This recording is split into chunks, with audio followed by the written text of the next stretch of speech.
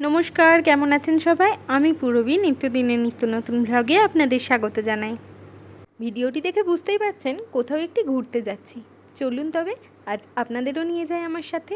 ভোর তখন 3:25 আর আমরা চলে এসেছি স্টেশনে। আর আমার দাদা হাত দিয়ে স্টেশনের নামটি দেখানোর চেষ্টা করলো, কিন্তু অন্ধকার থাকায় দুর্ভাগ্যবশত কিছুই দেখা যায়নি। আমি একটু পরিষ্কার করে দেখিয়ে দিলাম আর কি। চলুন, ট্রেন এসে গেছে, এবার যাওয়া যাক।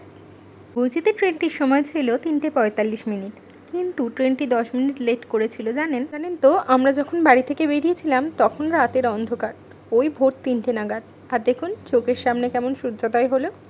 আর আমার বেচারা বর অনেক ভোরে উঠেছে, তো তাই ঘুমিয়ে গেছে। চলুন, চলে এসেছি হাওড়াতে, যাওয়া যাক এবার ডেস্টিনেশনের দিকে। আমরা গিয়েছিলাম এই তাম্রলিপ্তি এক্সপ্রেসে করে। জানেন তো, পেয়েছিলাম জানালার ধারে সিট, কিন্তু রোদের জন্য তার উপভোগ করা হয়নি। যে ওদের বলেছিলাম তোমাদের ভিডিও নিচ্ছি, ব্যাস তারপরে তো আপনারা দেখতেই পাচ্ছেন কি মিষ্টিভাবে সবাই টাটা দিল। আর এইদিকে হাওড়া ছেড়ে দিয়েছে ট্রেনটি। চলুন যাওয়া যাক। চারিদিকে এত সবুজ দেখতে কার না ভালো লাগে বলুন? ঠিক মনে হচ্ছে যেন ডুয়ার্সে চলে এসেছি। এই কোলাঘাট ব্রিজটা। আচ্ছা, এবার বলুন তো কে কে এই নদীটির সঠিক নামটি জানেন? চলুন এক্ষুনি ডেস্টিনেশন দেখেও যাবেন। আজ এই পর্যন্তই, দেখা হবে পরের একটি ভিডিওতে। সবাই ভালো থাকবেন, সুস্থ